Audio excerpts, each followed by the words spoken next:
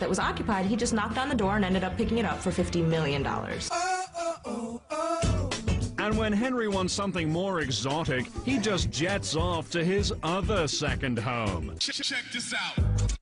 A mammoth $10 million bungalow in the Dominican Republic. His home is in the ultra-luxury development of Casa del Campo, and it was designed by none other than Oscar de la Renta.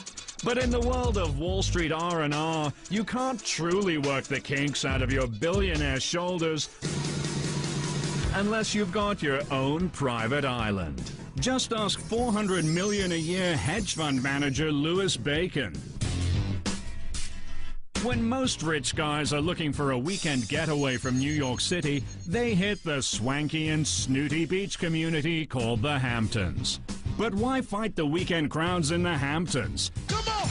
Instead, Louis paid $11 million for his own private island right offshore, the 435-acre Robbins Island. Apparently, Louis Bacon is hypersensitive to security. He also has round-the-clock security on his private island, prowling the beach. But no Wall Street island hopper grabbed a sweeter spread than our friend Jeffrey Epstein.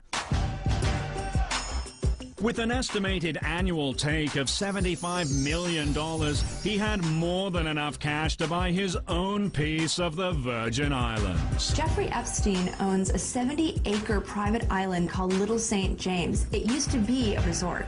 And now it's sort of lovingly called Little St. Jeff. Why not? It's all his. Yeah, boy! But when Jeff is back in the States, he retreats to the Santa Fe mega ranch he bought back in 1993.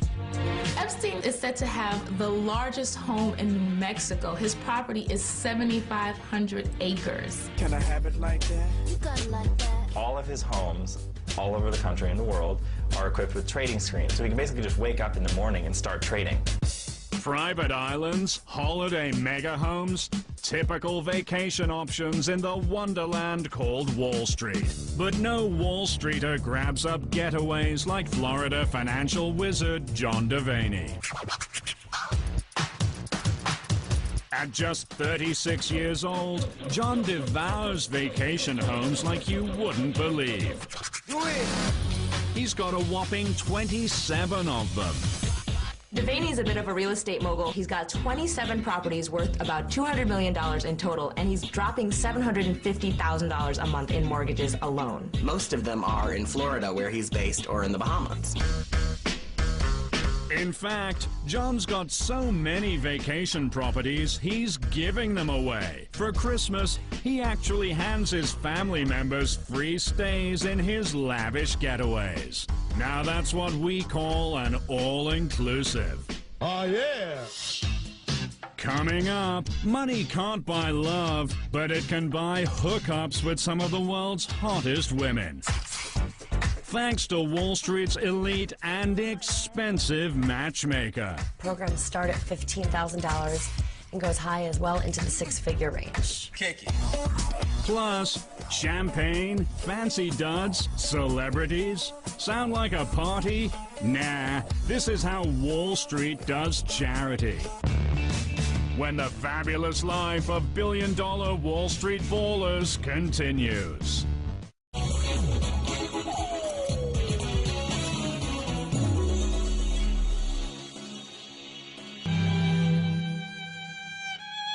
Just because you have all the money in the world, it can't buy happiness if you don't have that special someone in your life. These guys were sort of the math whizzes and the science nerds of high school, and they probably didn't get as much action as, say, the high school quarterback. Let's go!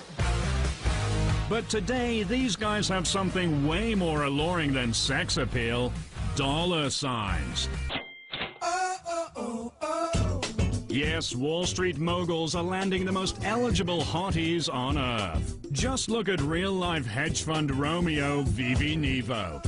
He made his fortune with major stakes in Time Warner, eBay, and Microsoft.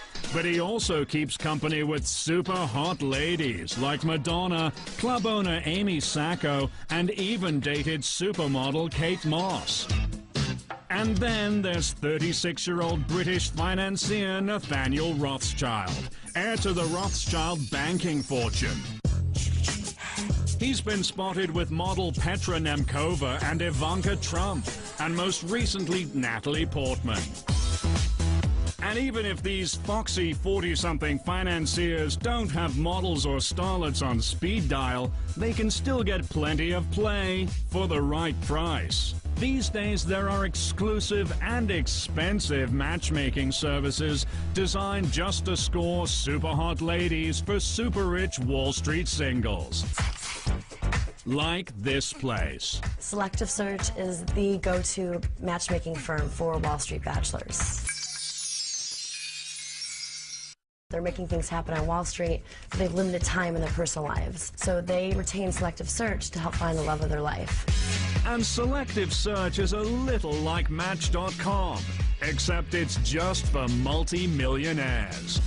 Barbie pulls her stud pool exclusively from the top tax bracket. Because to pay her fees, they've got to be loaded. Our clients come to us and pay a premium price. Programs start at $15,000 and go as high as well into the six-figure range. Yeah. And for that kind of cash, Barbie doesn't just cough up a few phone numbers. She even provides an on-call personal stylist to make sure her Wall Street bachelors are booty ready. And once her number-crunching clients are primed to play the field, Barbie delivers them the hottest catches on earth. We have built a very intense underground referral system with health clubs, with hairstylists, with yoga instructors, the who's who of service providers to the it women. And the result of all this hard work and dedication? Selective Search has the highest success rate in the industry. 35% of our clientele meet the love of their life on their first date. Talk about a swinging market. It's no secret these big bad bankers do everything huge. So when it comes to worthy causes, they turn charity into a massive spending spree too. When you've got a lot, you need to give a lot. Wall Street tycoons, of course, spend a lot of money on themselves, but they also spend a crazy amount of money on charity. Charitable giving has become a status symbol for a lot of Wall Street tycoons. The idea that you have enough money to give away $1 million, that's the way to show that you really got it. Billion-dollar hedge fund manager Stephen Cohen, his pet cause is healthcare. In 2006, he gave $5 million to build a pediatrics center at a Connecticut hospital. Hedge fund bigwig Louis Bacon, he's a big hit with tree huggers. Louis Bacon has permanently conserved almost 1,000 acres of his own land that's worth an estimated $85 million, and now it can never be developed. And one of the biggest donors on the street has got to be buyout king Henry Kravis. To date, he's raised over $100 million with his very own foundation, the New York City Investment Fund, aimed at economic development in Manhattan. But when it comes to today's serious Wall Street fundraising, no one can touch hedge fund giant Paul Tudor Jones. In 1988, he launched his feel-good juggernaut known as the Robin Hood Foundation to combat poverty in New York City. The Robin Hood Foundation is kind of the it charity. There are some big Wall Street guys who are on the board, like Goldman Sachs CEO Lloyd Blankfein, Henry Kravis's wife, and also Stevie Cohen. The Robin Hood Foundation has given out over $525 million since it was founded. How do you squeeze that kind of cash out of the greed is good world of Wall Street? Easy. Kick it. Throw one off-the-hook party. The Robin Hood Foundation Annual Dinner. The benefit is always attended by lots of celebrities. This year, it was Michael Douglas, Ben Affleck, Martha Stewart, and Jon Stewart emceed. Mix celebrities, cocktails, and Wall Streeters with unlimited bank accounts, and you set off an evening of the most unhinged spending you've ever seen. And 2007's gala was no exception. Two wealthy benefactors paid $400,000 each to sing a song on stage with Aerosmith. One Wall Streeter coughed up $1.3 million for dinner. Dinner for 10, that is, with famed chef Mario Batali. And And another bidder even donated an astounding $2.2 million for a trip to the 2008 Olympics in China with morning anchor Matt Lauer. In all, the 2007 Robin Hood Rager raised a mind-blowing $71 million for charity in a single night. That's right, give till it hurts, Wall Street dudes. Coming up, one hotshot young trader takes us inside his insanely lavish world. From his private movieplex. This is my movie theater. It seats about 25 people. It's perfect for watching a movie. To his personal party den. I've had parties here where there were upwards of 200 people. When the fabulous life of billion-dollar Wall Street ballers continues.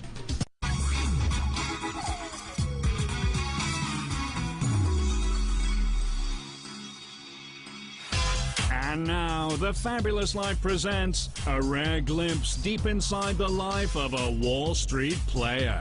Chicago financier Mike Palumbo. Come on!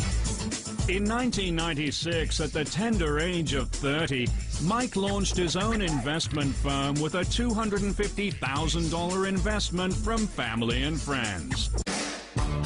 Today, his company, Third Millennium, has hauled in more than $100 million in profits. I'm just known in my business as one of the best traders in the world. Some years, I've made in excess of $25 million.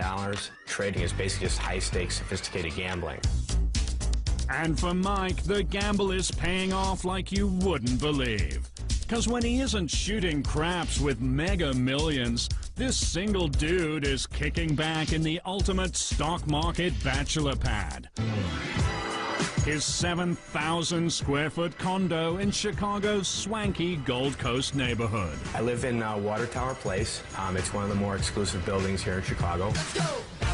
There's a lot of leaders of business that live here. It's very well known that Oprah Winfrey's lived here for many years. But you can bet the Big O doesn't have a party palace like this. Give it to me now. Give it to me now. Give it to me now. Because Mike bought his condo for almost $5 million.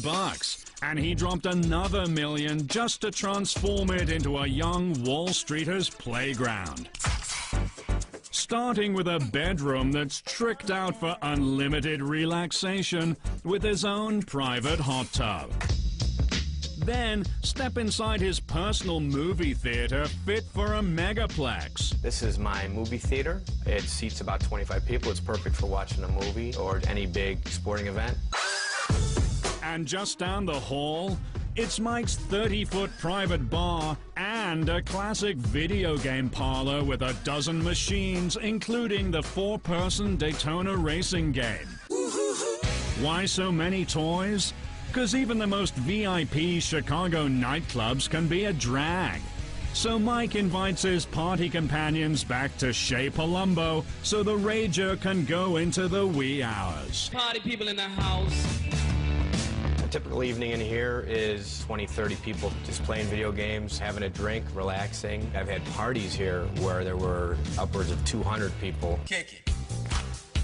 I love to entertain people, I love to have fun, and I really do like the best things in life. Party on, Mike. Next. Brett just kissed me, and I think I heard angels sing. While Brett wines and dines. Is there a rooftop sex room up here? The house heats up. Get this bitch off me! Until it reaches a boil. Get over what I said! I manhandled that bitch. Rock of Love with Bret Michaels. Next. Date over.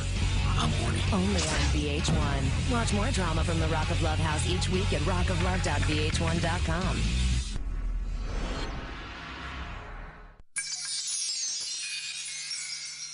Instead, Lewis paid $11 million for his own private island right offshore, the 435-acre Robbins Island. Apparently, Louis Bacon is hypersensitive to security. He also has round-the-clock security on his private island, prowling the beach. But no Wall Street island hopper grabbed a sweeter spread than our friend Jeffrey Epstein. That was occupied, he just knocked on the door and ended up picking it up for $50 million. And when Henry wants something more exotic, he just jets off to his other second home. Check this out. A mammoth $10 million bungalow in the Dominican Republic. His home is in the ultra-luxury development of Casa del Campo, and it was designed by none other than Oscar de la Renta. But in the world of Wall Street R&R, with an estimated annual take of $75 million, he had more than enough cash to buy his own piece of the Virgin Islands. Jeffrey Epstein owns a 70-acre private island called Little St. James. It used to be a resort. And now it's sort of lovingly called Little St. Jeff. Why not? It's all his. Yeah, boy! But when Jeff is back in the States, he retreats to the Santa Fe mega ranch he bought back in 1993. Epstein is said to have the largest home in New Mexico. His property is 7,500 acres. Can I have it like that? You got it like that. All of his homes, all over the country and the world, are equipped with trading screens. So he can basically just wake up in the morning and start trading. Private islands, holiday mega homes, typical vacation. You can't truly work the kinks out of your billionaire shoulders unless you've got your own private island. Just ask $400 million a year hedge fund manager Louis Bacon.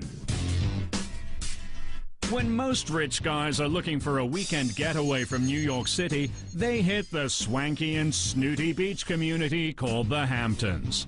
But why fight the weekend crowds in the Hamptons?